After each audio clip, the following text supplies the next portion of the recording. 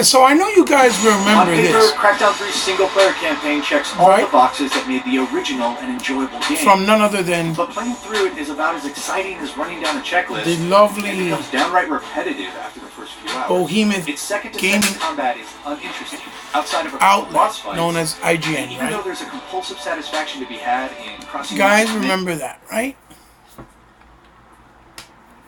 5.0 Metacritic review on Xbox One and PC for Crackdown 3, right? Now,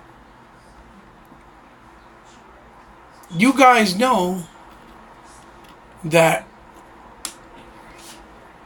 IGN loves damage controlling whatever they do. Now, as you see there, you see that they have, what is it? Let's see. Let's zoom in on this. 12 million subscribers on their YouTube page alone, right? And that means that many people go to this outlet and this site, whether it's on YouTube, whether it's on the internet, and they use it as a substantial and formidable and reliable source for gaming, right? They're the #1 gaming site in the world. Yet, the other day, I'm looking at their site, and I'm walking and roaming, and because I look through their stuff when they have certain things that you can't see anywhere else because they're exclusive, or when they talk about movies and stuff like that. And I ran into the little article right here. Critics are calling Brightburn the next great cinematic monster. I don't know if you... Matter of fact, I'm going to go back. This is the article. Lengthy, okay games have value too. And you see, and in the thumbnail, they have Days Gone. Now, I'm going to talk about this because I haven't seen not one person bring this up. Especially the ones that love bringing any little thing up about Xbox or Microsoft. Little dumb and trivial things like Microsoft had a big brick and that was in the way, even though it was a surcharge, worked as a power surge to avoid any burnings of your console in case of a blackout and things of that nature. Just like the Wii had it, but nobody called it out or talked about it ever when it came to the Wii. Or rather, the Wii U and the Wii, both. So, let me just click into this. Whose dog is this? It's my special friend. Now, I want you guys to hear This luxurious fur calms my nerves when I'm worried about what they say in the beginning of this video. Why don't we just ask And I'm bringing it up because Antonio, fetch computer. no one else has to this point. So, it's me, your boy Heba. And I'm back here today with another video. And I'm going to let you guys fill you in. And thank you for joining me and coming in and, trying to see what I'm talking about. I'm going to let you guys hear what this guy's saying in the beginning of this video. You see the title. Here's a hypothetical question for you. Which is better, an excellent 10-hour game or a decent 50-hour one? One that grips you consistently for a short time, or one that captures your imagination only occasionally across a long time? Of course, there are a whole lot of unknown factors here, like genre and price, and obviously the ideal situation would be a big game that's also varied and engaging, but not every game can be The Witcher 3 or Red Dead Redemption 2, so in a very general sense, which do you personally prefer? Chances are you know what you pick pretty quickly, and it's also a given that your answer would be the opposite of someone else's. The debate of quality versus quantity in games doesn't really have a right answer, and I'm not really here to try and solve it. Did you hear what he said? It doesn't really have a right answer. Ladies and gentlemen, IGN has got to be the most irresponsible, inconsistent, clickbait artists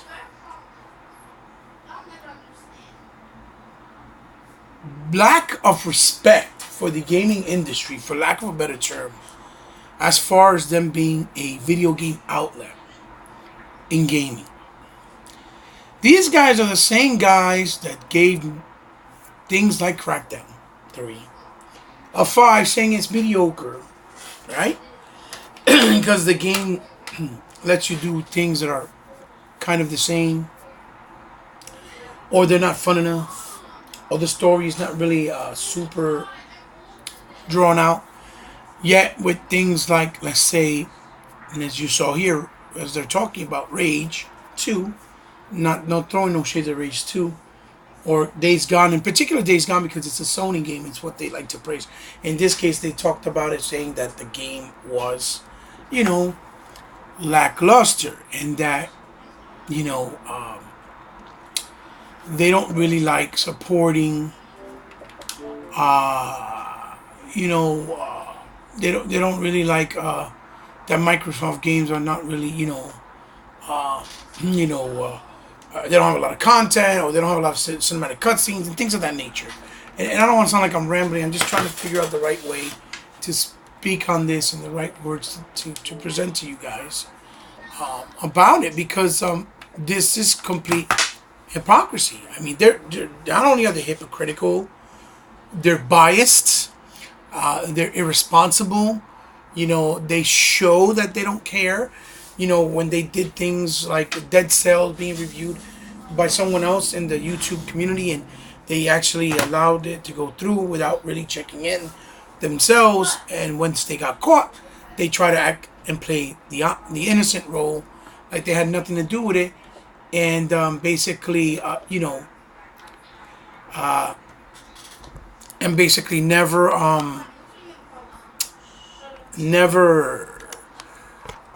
so they wouldn't look like the bad guys. In other words, they fired the guy. They're like, oh yeah, we had no idea, we this, we that. When more than likely it's a bunch of BS. Just like they had people play Cuphead, and the guys there didn't even know how to play Cuphead. Same thing. Like I remember them going back and giving a second chance and reviewing in Uncharted, because they gave it an 8, and the people said they were crazy. How dare they? The Sony fan base, the Sony fanboys, the biased guys, and they went back and gave it a 9 something and changed it up, when they've never done that for any Xbox game ever in history. These are the same guys that said that Gears of War Ultimate Collection, even though it ran circles as far as a remastered being done right, in comparison to something like Shadows of the Colossus, they gave it an 83, saying it's too much A button when every game has a dedicated button, even Shadow of Colossus itself. And Shadow of Colossus only had pretty graphics, and yet they gave it the original score. They gave it the game, 20 semi years ago, which was a 91. And this is the outlets that people want to use as arguments within the gaming community in social media that we're supposed to rely on and trust. Oh yeah, you're just paranoid. You're just being a fanboy or ex-twat or an ex-corporate slave because it's not in favor of Xbox. Now, didn't they say that games like Quantum Break, they were good but not long enough, so because they weren't long enough, they're not great? Or games like Rise to the Rome, because they didn't have enough content, or Killer Instinct, even though it had way more content than something like Street Fighter. And those games particularly were launch games and still were better quality and still hold up very well to this day compared to things that are coming out now from the Sony camp. These were the same guys that said that, yet you just heard the guy saying that, sometimes it's better to have quality over longevity, or having longevity and not have enough quality, right? Which is the same type of logic that we in the Xbox community, this selected few, like myself, and others that we know, like Ghost, and even Kaleidoscope back then, when he was, with us in the circle, and the new Legal, and 100, and 108 Dragon, all these people that, like Tuck Master and Master Chief, all these people that have been saying this since the beginning, and Sega Forever, Sega Man, the list continues to go on, and we were looked at in J Long 908 saying that we're corporate slaves, that we're this, that we're that, And yet you see the difference how things are now because it falls in favor to the company that they prefer. You know, you see how the truth about Scalebound finally came out from the horse's mouth. Now the CEO of Sony saying that console sales are really niche because they're not as prominent as they used to be. Even though people made fun this entire generation of Xbox not selling as much as PlayStation, even though we kept saying the PlayStation console sells because it's the casual console. It's the one that everybody buys, and yet they don't really buy games. They just buy it because it's popular, and it's the the thing to have, like the cell phones were, like the iPhones and things of that nature. And the Xbox, since it's not popular, the people that buy are just real gamers, and they're happy with what they got, and they appreciate it because they see the differences. And it was like, oh no, people just don't buy because it's garbage, right? And Phil said, that the future of gaming is drawing more to like things like services more than traditional because it's been on a downfall in sales and engagement for a long time now. And they've seen these numbers because it started in the 360 era and they saw that it started to decrease. And this is the type of thing I'm talking about. How can we sit there and look how you see guys here. You see on the top here it says ready to install. That's why I've never installed the IGN app on my Xbox. Because these guys are a bunch of irresponsible clowns.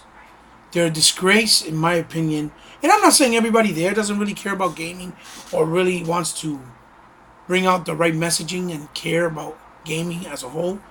But obviously if they work under their branch and their company, they have to be careful and be afraid and and not and watch how they don't overstep their boundaries because they want to continue to have a job and it's their livelihood, their daily living, and I understand that. But you cannot tell anyone anymore, like someone like myself that's older, much wiser, much more educated than many of the younger gamers that really haven't been around since the beginning like I have, or somebody like New League or Sega Forever, or Master Chief, that we've been here since the heydays, right, or 100, and argue with us that IGN is reliable and that they're not biased and that, or even Erock X, right, that he's always be made fun of and disrespected in his channel all the time, that we're Looney Tunes because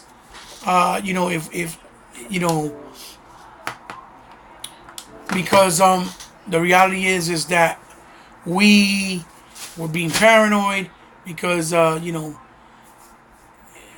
it's not that way, or the way that we're making it seem like that it's in our minds. All we're doing is being slaves. Y'all can't argue with us anymore that what we've been saying is that that's not true.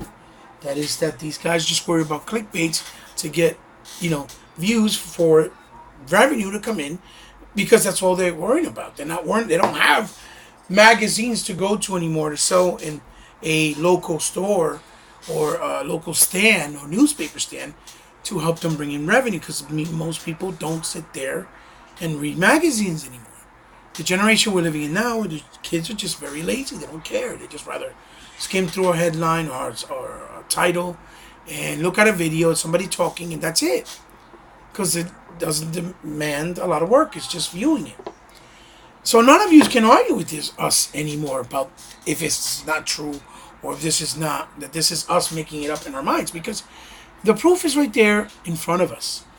And again, I don't really do videos like this, but I wanted to bring it up because I didn't see nobody really touch base about this and put it out there. And shout out to my son because he showed me the article. And as soon as I saw it, I thought about this. And I'm like, wow, it's amazing. Because they never went back and retracted anything they say with games like Crackdown. They never gave it a fair shake. Games like Killer Instincts. Games like, again, like Rise Son of Rome. Quantum Break, Recore, when after it got its 4K patch and its patch update that added more content that made the game even better. Or even Sea of Thieves now, like them adding a campaign. None of these games they went back and gave it a fair shake or another better, decent review or outlook so that people could see, to play fair and to show that people that these games are actually not as bad as they might have first originally reviewed it or first talked about it, and that, you know, we just live in a different type of era right now where a lot of games are not dead right away, especially if they're immersive and they're more attached to the online service, that they keep growing with time. And I hope you guys see this and don't come and troll and see where I'm coming from, and be like, damn, you know, Ebot is making a valid point, and he's really showing that he cares about gaming, the Xbox brand, Xbox games that people hated on unfairly and unjustly, you know, and that he's really just trying to put out the right messaging and the truth.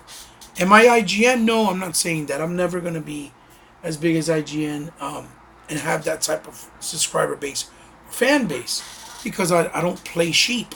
But one thing I've always said is I will always try to be responsible on my channel with the content I put out.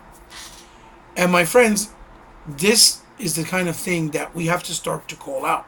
Places like this, like IGN, they need to go away. Either they need to get with the times and be responsible and genuine outlets again, or they need to go away. Because, you know, if we don't do anything or say anything and we allow this to continue, this is never going to stop. It's never going to change.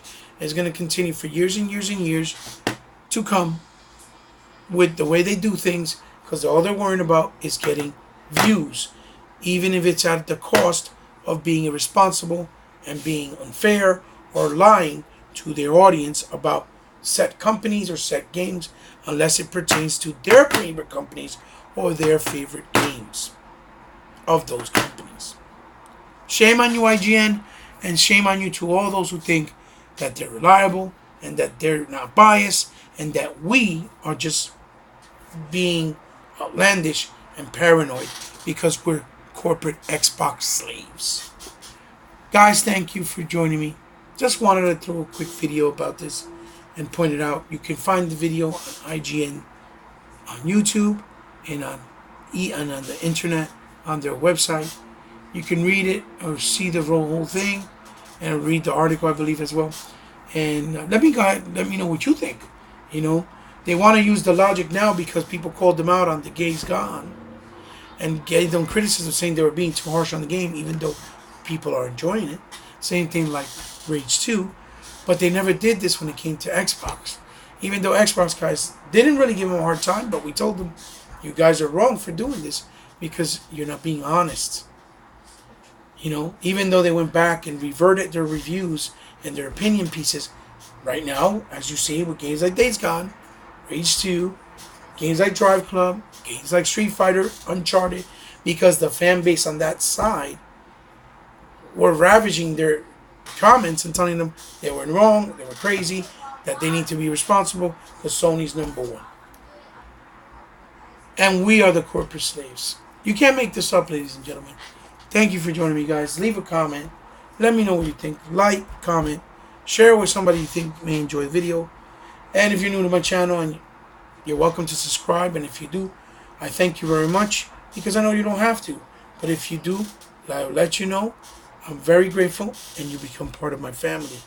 And for those of you that like what I do and want to see me do better, add better content, better quality, like camera and lighting, or even more content with games or even figures or anything that I do on my channel, feel free.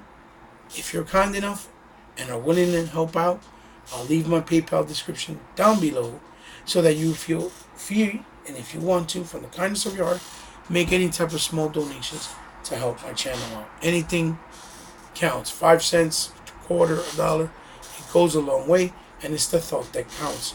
Remember, it's not mandatory. You don't have to.